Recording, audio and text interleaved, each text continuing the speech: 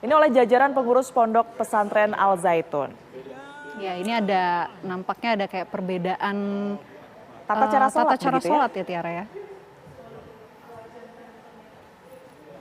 Ya, ini dalam unggahan akun Instagram @kepanitiaan Al Zaitun tersebut terdapat foto-foto yang memperlihatkan syaf jamaah yang dibuat berjarak. Selain itu, juga ada jamaah perempuan di posisi paling depan di antara laki-laki.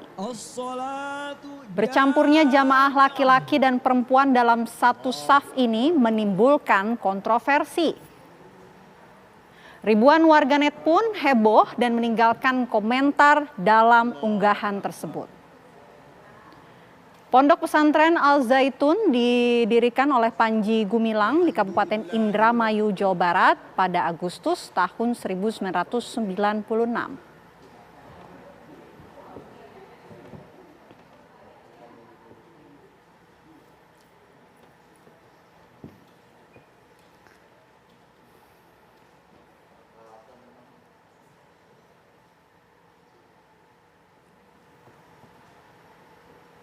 Ya, dan untuk mengetahui lebih jauh pemirsa soal kontroversi sholat Id di Pondok Pesantren Al Zaitun ini, kami sudah terhubung. Assalamualaikum warahmatullahi wabarakatuh, Bapak.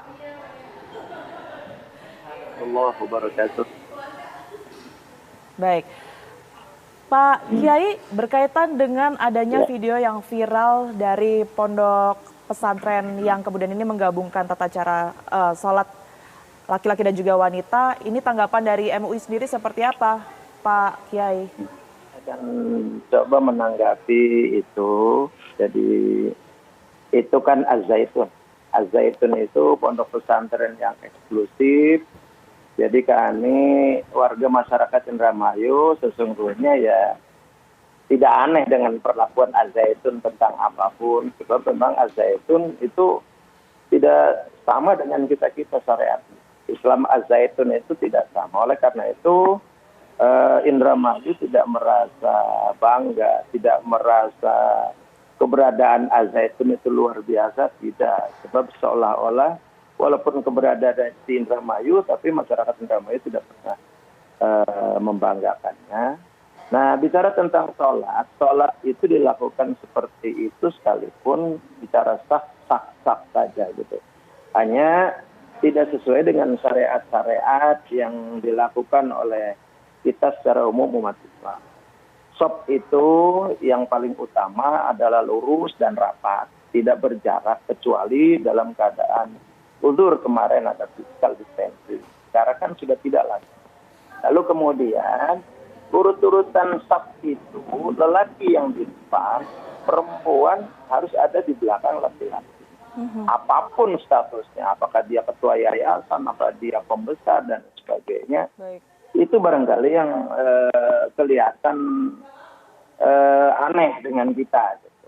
Bicara sah, yang penting syarat rukun dan lain sebagainya dalam sholat itu ada, sah-sah saja. Akan tetapi wajar menjadi perbincangan seluruh masyarakat. Baik. Tidak sesuai Pak Kiai, dengan tapi video apa yang kemudian dilakukan. viral di media sosial tersebut, ini sudah Benar, Pak? dipastikan Berada di Ponpes Al berada Zaitun, di Pak? Ponpes Al Zaitun ya, Pak? Oh iya, wah, iya itu di Az-Zaitun. Di Az-Zaitun. Memang Az-Zaitun eksklusif, ya tidak sama dengan kita, dan kami tidak bisa mengintervensi. Bahkan kami memohon kalau bisa MUI di tingkat nasional, silakan kalau memang dianggap itu perlu diluruskan. Kalau kami yang ada di tingkat kabupaten, nggak bisa itu. Apakah sudah ada komunikasi dari MUI dan juga pihak Ponpes Al Zaitun, Pak, mengenai video viral ini? Belum ada dari sana. Dan kami, saya pikir hanya hal-hal yang sia-sia saja, tidak akan ditanggapi gitu. Dan kalau umpamanya kami memaksakan diri, itu saya justru yang dikhawatirkan terjadi ada semacam konflik horizontal sesama kita umat Islam. Oleh karena itu kami mohon gitu, kalau bisa di tingkat nasional. Sebab Az-Zaitun itu biasa dikunjungi oleh tingkat-tingkat nasional. Zaman Presiden Habibie datang dan lain sebagainya. Jadi nggak nganggep lah kita. Baik. Video ini kan viral, Pak Kiai. Pak Kiai juga dihubungi oleh sejumlah pihak nggak, Pak, berkaitan dengan hal ini? Ya, para wartawan gitu bertanya bagaimana itu dan sebagainya, ya saya sampaikan kita nggak usah aneh dengan al-zaitun, sebab al-zaitun syariatnya tidak sama dengan alirannya juga. Kalau ditanya ya tidak aliran umpamanya sunnah wal jamaah, tidak, dia aliran Islam. Dia tertutup, Mbak. Oke, kalau pemerintah Kalau pusat, umpamanya ditanya ini gimana ya. kalau pemerintah pusat Pak Kiai ada yang sudah menghubungi MUI Indramayu? Belum ada. Dan kalau pun ada, kami justru akan kami serahkan dan kita bisa kerjasama dengan pusat. Sebab kalau kami aja yang ke situ, ke Al-Zaitun, itu sia-sia saja. Ya, kemudian langkah berikutnya dari MUI Indramayu ini apa Pak untuk kemudian berdialog dengan pihak Ponpes Al Zaitun ini mengenai video yang viral ini? Sampai saat ini belum kami rencanakan. Sebab bicara sholat itu sah-sah aja, Mbak. Jadi sholat idnya sah tidak sah.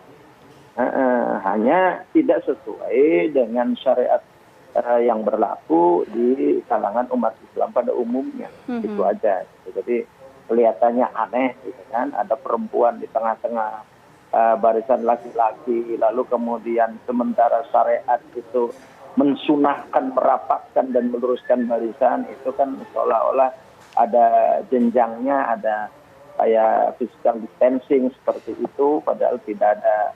Pemerintah sudah mengumumkan, sudah menyatakan ini sudah tidak ada pendidikan. Baik, terima kasih. Pemirsa yang dimuliakan Allah, pelaksanaan sholat Idul Fitri kemarin di Pondok Pesantren Az-Zaitun Indramayu telah mendadak viral dan banyak netizen tidak percaya ada jemaah wanita bisa-bisanya berada di barisan paling depan. Dia berjejer bersama jemaah lelaki dan tanpa ada penghalang sama sekali ya. Maka dari awal muncul berita ini pun ya banyak netizen mengatakan itu hoax ya, padahal aslinya adalah fakta. Nah pemirsa, menanggapi unggahan foto-foto dan video sholat Idul Fitri dari pesantren Az-Zaitun ini, Ketua Pengurus Besar Nahdlatul Ulama PBNU bernama Kiai Haji Ahmad Fakhrur Razi, beliau mengatakan bahwa sholat semacam itu katanya sah-sah saja. Hanya saja kata beliau, Kiai Fakhrur Razi, tidak seperti tata cara sholat berjamaah yang diajarkan oleh Rasulullah SAW. Menurut beliau ada tata cara sholat berjamaah yang diajarkan oleh Rasulullah SAW bagi jemaah lelaki dan jemaah perempuan, yakni posisi jemaah perempuan terpisah ada di shaf belakang. Namun jika dilanggar secara bercampur tetap sah saja, hanya saja kurang baik. Nah pemirsa, beliau mengutip hadis Rasulullah yang berbunyinya, shaf yang paling baik bagi laki-laki adalah shaf yang paling awal, sedangkan shaf yang paling buruk bagi mereka adalah shaf yang paling akhir. Dan shaf yang paling baik bagi wanita adalah yang paling akhir, sedangkan shaf yang paling buruk bagi mereka adalah shaf yang paling awal. Nah hadis ini kalau kita cari ada di Musnad Ahmad nomor hadis 10.250.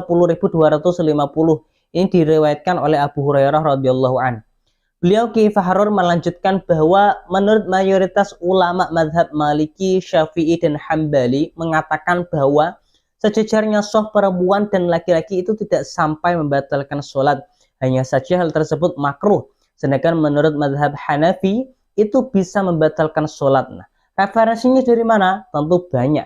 Nah, untuk mengetahui referensi dari pendapat ini dengan mudah dan bisa diakses semua orang, kita bisa mencarinya di internet ya, karena kadang tidak semua orang memang memiliki kitabnya ya. Nah, baik pemirsa, kali ini saya bacakan ya referensi dari internet ya, pembahasan 4 mazhab yang lebih lengkap soal hukum bercampurnya lelaki dan perempuan saat sholat biar lebih jelas ya. Baik pemirsa, Anda bisa buka di fikih.islamonline.net itu. Nah, di sini saya bacakan sholatul mar'ati bijiwari rajuli. Nah, sholatnya perempuan di sekitar lelaki.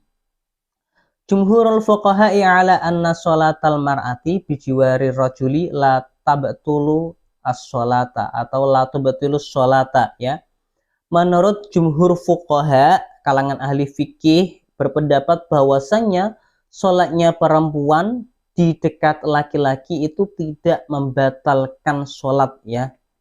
Wa in kana dzalika khilaful aula, hanya saja itu dihukumi khilaful aula. Ya, tidak elok istilahnya mendekati makruh. Wa in kana dzalika khilaful aula wa qala al-Ahnaf tubtilu as-sholata. Dan sekelompok mazhab Hanafi mengatakan hal itu membatalkan sholat. Wa ra'yul jumhuri aula. Nah, sedangkan pendapat jumhurul ulama ya itu lebih kuat lah, lebih cocok untuk kita pegangnya. Ini apa?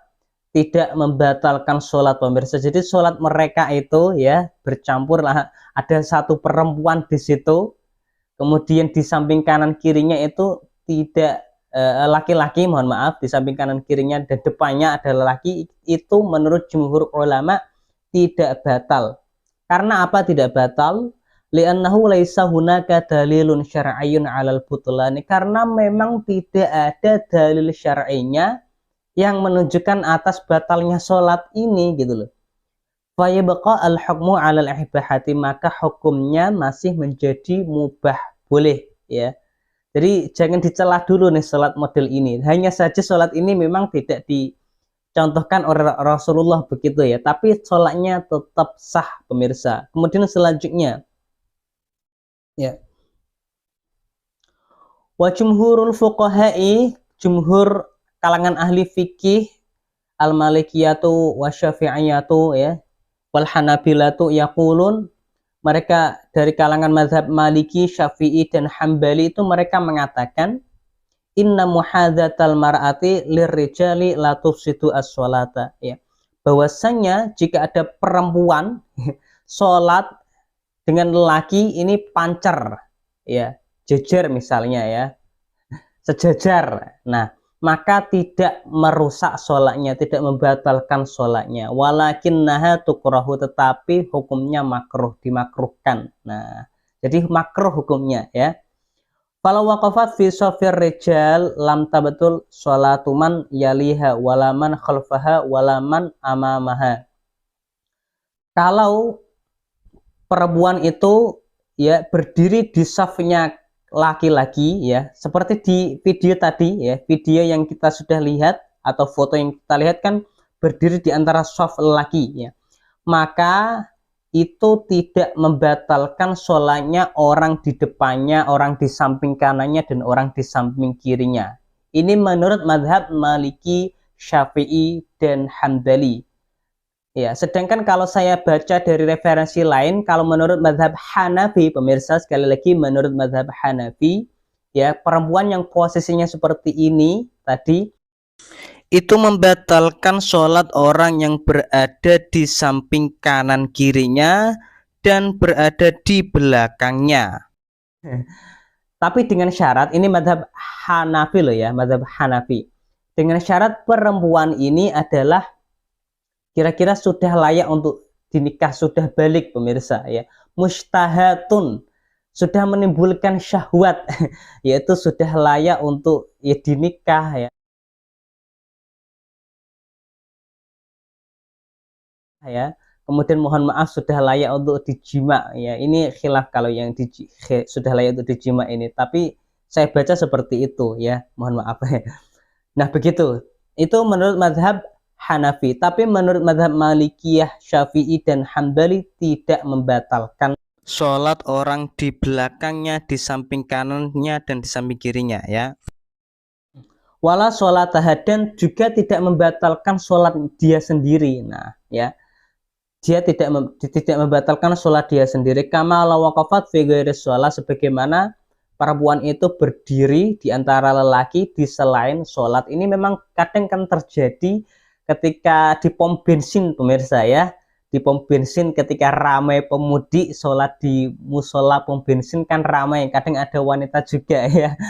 Nah ini kalau kita ikut mazhab Maliki, Syafi'i dan Hambali dan jumhur ulama itu tidak batal ya, kan terjadi tuh. Jadi kita analogikan seperti itu di pom bensin ya, di pom bensin ya. Jadi jangan buru-buru mencela. Saya bukan berarti membela ini, tapi meninjau dari segi hukum ya, meninjau dari segi hukum ini. Kalau ada yang berbeda pendapat, monggo silakan. Kemudian pemirsa, kita lihat di website lain ini di Islam kok ini. Kenapa websitenya ini? Karena ya mudah dijangkau lah ya. Ada di sini. La syakka anna sunnata antakuna sufufun nisa'i khalfar rijali. Ya, tidak diragukan lagi memang bahwasanya sunnahnya itu soft-softnya perempuan berada di belakang soft-softnya lelaki. Kamakan al-hal ala ahdi Nabi Shallallahu Alaihi Wasallam, sebagaimana yang terjadi pada zaman Nabi Muhammad Shallallahu Alaihi Wasallam. Waqadara al-Bukhari wa Muslim an Anas bin Malik radhiyallahu an, diriwayatkan dari Bukhari dan Muslim. Ini ada hadisnya pemirsa ya. An-najatatahu mulaikah, bahwasanya neneknya Anas bin Malik yang bernama Mulaikah ini ta'at Rasulullah Shallallahu Alaihi Wasallam nil ta'amin sona'at hulahu, mengajak atau mengundang Rasulullah Shallallahu Alaihi Wasallam untuk makan-makan gitu ya yang dibuatnya. Kemudian fa'akala minhu, Nabi pun mengijabahi ya, datang ikut makan.